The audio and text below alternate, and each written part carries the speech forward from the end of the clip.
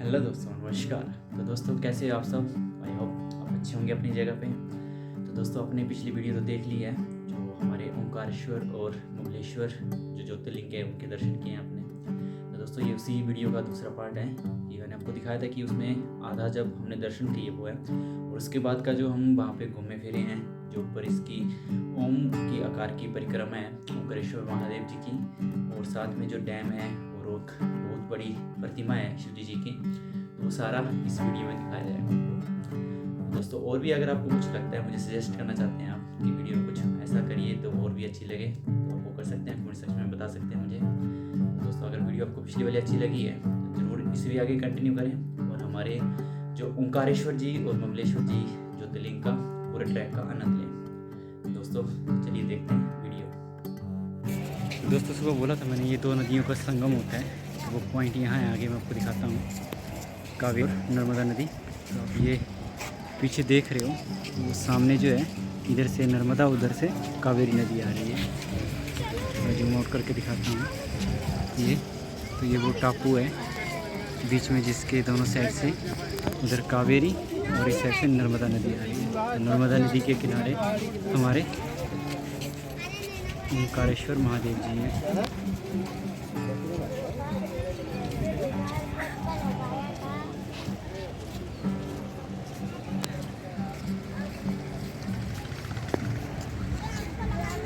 बहुत ही खूबसूरत व्यू है यहाँ से, आप देख सकते हो ये दोनों नदियों का संगम, और साथ में भोले शंकर जी भी यहाँ बैठे हुए हैं अपने दिव्य दर्शन देते। अभी हम जा रहे हैं ऊपर, वहाँ आप टॉप पे देख रहे होंगे, ये थोड़ा सा जो है ये शिव जी की एक बहुत बड़ी मूर्ति है, तो वहाँ जा रहे हैं, वहाँ चल के आपको दिखाते हैं, उनके दर्शन कराते हैं। जो शिवलिंग है, जो शिव जी की मूर्ति है, बहुत बड़ी है। दोस्तों अभी जाना है हमें अब ऊपर, देख सकते हो कितनी सीढ़ियाँ हैं चढ़ने के लिए, बिल्कुल स्ट्रेट सीढ़ियाँ हैं। डांगे बाबू लगे हैं जोर लगाने चढ़ने को। दोस्तों चढ़ाई बहुत है, थके बुरे हाल से, बहुत सीढ़ियाँ चढ़ी हैं नीचे से, अभी और काफ़ी ऊपर है, तब जाके ऊपर वो शिव जी की स्टैचू आएगा बड़ा वाला। यहाँ से कुछ व्यू दिख रहा है, अभी देखो आप, तो ये नर्मदा नदी, और ये कुछ बीच में एक गांव जैसा बसा हुआ है। एक्चुअली एक फोर्ट है ये यहाँ पे ऊपर, उसके बीच में अब ये गांव बस गया है। चल चलते हैं ऊपर, बहुत दूर जाना है ऊपर। ये कुछ घर हैं लोगों के छोटे छोटे। तो दोस्तों चलो चलते हैं ऊपर, अभी काफ़ी चढ़ाई चढ़नी है और ऊपर स्टैचू तक पहुंचना। अभी चलिए चलते हैं। दोस्तों भयंकर गर्मी हो रखी है, और ये चढ़ाई तो हमारी थकावट में चार चांद लगा रही है, और पानी के सहारे ऊपर पहुंच रहे हैं। काफ़ी रास्ता हमने कवर कर, कहाँ नीचे वहाँ से आ रहे हैं। और एक बात है कि थोड़ी थोड़ी छाँव है रास्ते में, ये थोड़ा घना घना जैसे जंगल जैसा दिख रहा है, तो उसकी वजह से छाँव रह रही है, वो हमें थोड़ी हेल्प हो रही है। गर्मी तो ऐसी है कि हर जगह से पानी पानी चला, बाजू पूरे भीग गए हैं, और साथ में पिए भी जा रहे हैं। तो दोस्तों इन सीढ़ियों को ख़त्म करते ही कुछ ऐसा गेट दिख रहा है, एक यहाँ लिखा है ओम नमः शिवाय गौरी सोमनाथ लेटे हनुमान। चलिए देखते हैं ऊपर क्या है, चलिए चलते हैं अंदर। तो कुछ ऐसा रास्ता है इस छोटे बड़े से गेट के अंदर का, जी हाँ, और अंदर कुछ ऐसा है।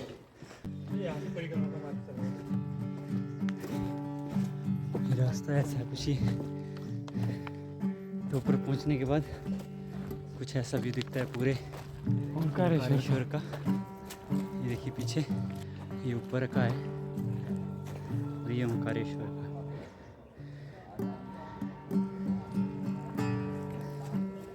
चलिए आगे वो शिव जी की जो स्टैचू, वहाँ ले चलते हैं आपको।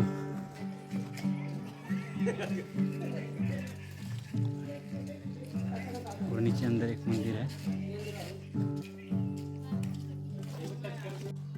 ये अंदर मंदिर है।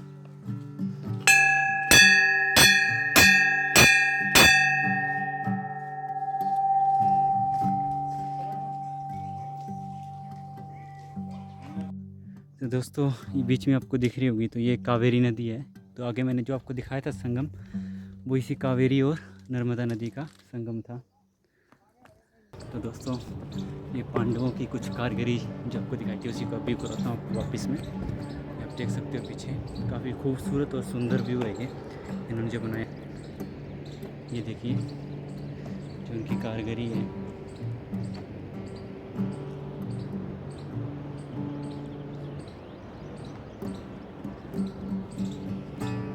एक्चुअली में है क्या ये पता नहीं, पर देखते हैं अंदर जाके। ये भोले शंकर जी का ही मंदिर है।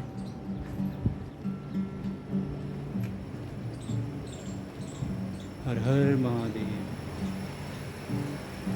आप देख सकते हैं मंदिर को।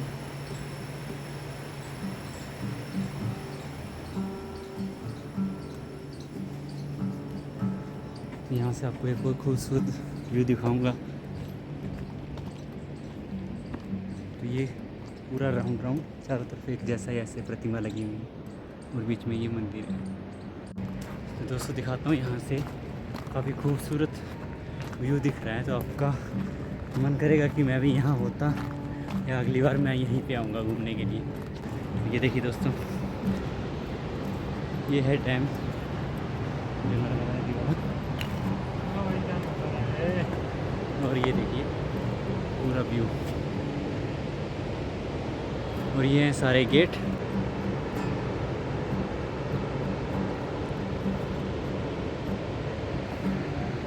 और ये हमारा ओंकारेश्वर। चलो दोस्तों चलते हैं अब यहाँ से भी। इतना टाइम तो नहीं है कि हर जगह रुक रुक के चलें इतना। अब आगे चलते हैं, वापसी की भी फिर तैयारी करनी रहेगी हमें जाने की। तो दोस्तों यहाँ पूरा ट्रैक अभी हम घूम चुके हैं। साथ में आपको बताया नहीं कि किसके साथ घूम रहा हूँ। तो मेरे साथ हैं अभी अक्षय। तो ये जो हैं कहाँ से हैं? महाराष्ट्र से हैं, पुणे से है इनका घर। तो ये मेरे कलीग हैं, कंपनी में हम दोनों साथ में जॉब करते हैं, IT डिपार्टमेंट में। तो उन्होंने प्लान बनाया था, तो अभी आए हैं घूमने। तो इतना कुछ घूम पाए हैं, काफ़ी आपने भी घूमा भी देखा है सारा कुछ। तो थैंक यू अक्षय सर, उन्होंने घुमाया हमें। तो चलिए चलते हैं अब आगे। और ट्रिप का भी अब एंड होने का टाइम है हमारा। अभी काफ़ी घूम चुके हैं, अब खाना खुना खाते हैं और फिर वापसी की तैयारी करते हैं घर जाने की, क्योंकि कल फिर हमें ड्यूटी जाना है। क्योंकि आज ही का दिन था जो छुट्टी थी हमें, संडे का। तो चलिए चलते हैं आगे जाके इंदौर की। तो दोस्तों कुछ इंटरेस्टिंग फैक्ट पता लगा था यहाँ का, उसके लिए यहाँ आए हैं। तो यहाँ का एक जो राजा था, तो उनका ये किला है। तो ये आप देख सकते हो पुराना, इसे और रिनोवेट करा हुआ है। यहाँ नंदी महाराज जी भी बैठे हुए हैं, शायद द्वारपाल बने हुए हैं इस महल के। यहाँ की कुछ हिस्ट्री है जो कि अंदर दिखाते हैं आपको, लिखी हुई है पूरे इस किले की और हमारे ओंकारेश्वर महाराज जी की भी। और कुछ बातें भी पता लगी, बताता हूँ आपको, शायद वो आपको मालूम भी हो। तो चलिए चलते हैं अंदर। तो दोस्तों ये महल है जो राजा जी का है ये यहाँ का। तो आपको बताते हैं उनके बारे में भी। तो यहाँ से कुछ हिस्ट्री पता लगेगी इनकी।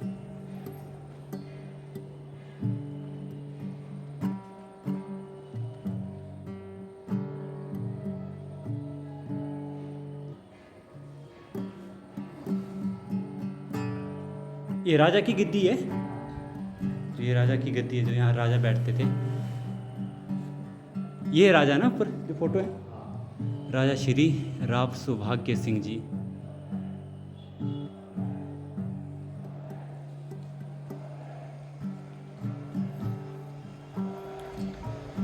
और ये यहाँ से ओंकारेश्वर जी के भव्य दर्शन।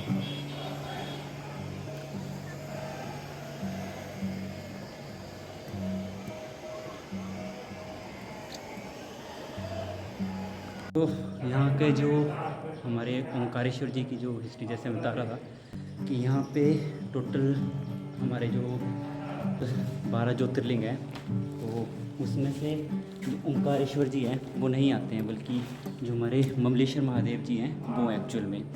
और ये जो हमारे ओंकारेश्वर जी हैं, तो शुरू के राजा मानदाता जी थे, उनका ये महल है। तो उनके बाद उनकी पीढ़ियाँ आती हैं। तो उन मानदाता जी ने यहाँ पे तपस्या करी थी। तो उस तपस्या पे भोले शंकर जी प्रसन्न हुए थे। तो उन्होंने फिर यहाँ खुद साक्षात दर्शन दिए थे। उस टाइम जो दर्शन दिए थे, तो वो दर्शन दिए थे यहाँ पे ओंकारेश्वर में, यहाँ पे उन्हें दर्शन मिले थे यहाँ पे।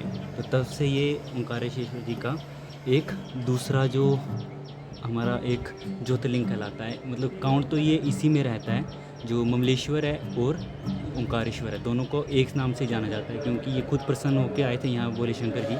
तो ज़्यादा यहाँ पे मान्यता जो है हमारे यहाँ ओंकारेश्वर जी को दी जाती है। तो एक्चुअल में जो 12 हमारे ज्योतिर्लिंग है उसमें ममलेश्वर जी आते हैं, तो ये कंबाइन होके एक यहाँ ओंकारेश्वर जी का नाम दिया जाता है यहाँ पे।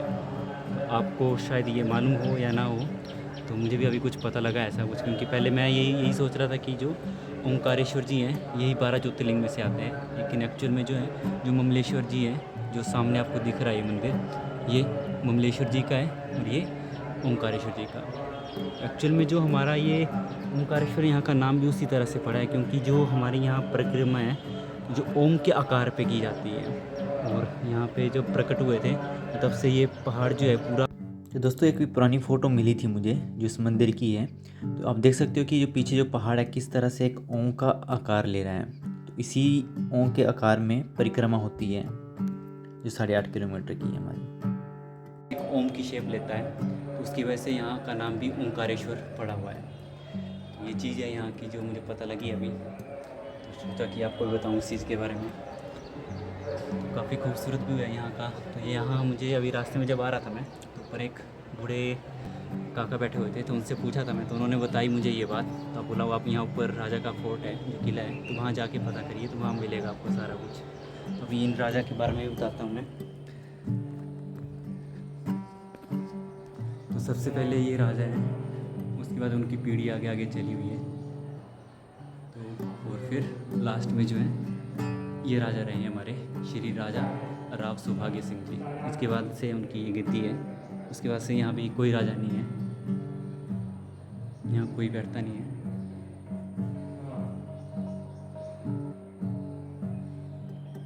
और ये पुराना हमारा ओंकारेश्वर जी का घाट जो है इस तरह का।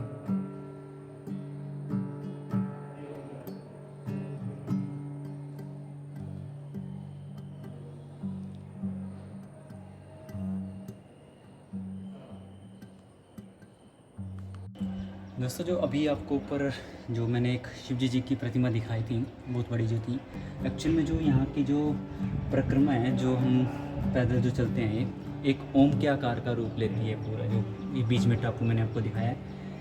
तो ये नर्मदा और झूसी जो कावेरी नदी का जो संगम होता है, एक्चुअल में एक ये पूरे परिक्रमा जो है इसी के बीच में आता है। तो आपको एक फ़ोटो दिखा रहा हूँ, आप देखिए। तो आपने जो फ़ोटो देखा इसी का शेप जो बनी हुई है ओम, तो ऐसे ही परिक्रमा शुरू हो रही है, एक एंड से शुरू हो रही है ओम के, और फिर बीच में जाने के बाद ये ओम जो पूरा का पूरा पानी से घिरा हुआ है, और बीच बीच में ये पूरी ज़मीन है जहाँ पे ये टापू बना हुआ है।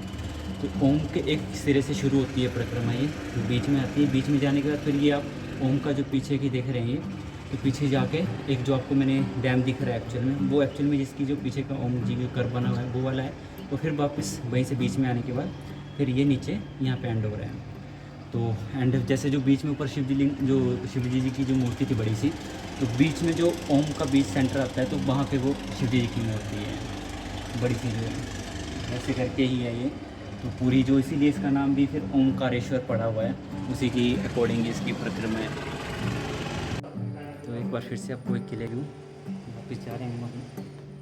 तो ये बहुत पुराना किला है, कम से कम पता नहीं कितने साल का है, पर बहुत पुराना किला कह रहे हैं ये।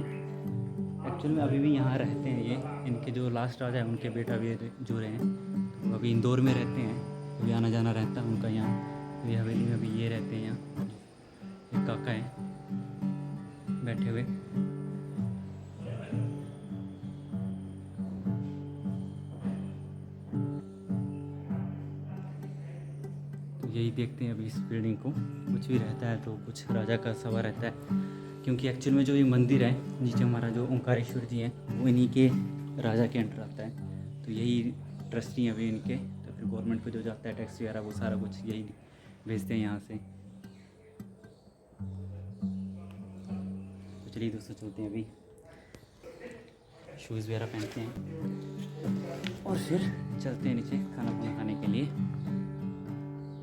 हाँ जी दोस्तों, तो हम अभी प्लेटफॉर्म पे, तो हमारी ट्रेन जो है अपनी लाइन पे जो प्लेटफॉर्म पे आ चुकी, ये शांति एक्सप्रेस जिस ट्रेन में हम आए थे यहाँ पे, ये वही ट्रेन है जो उस टाइम गांधीनगर से इंदौर आई थी। तो बीच में हम अहमदाबाद में चढ़ गए थे इसमें।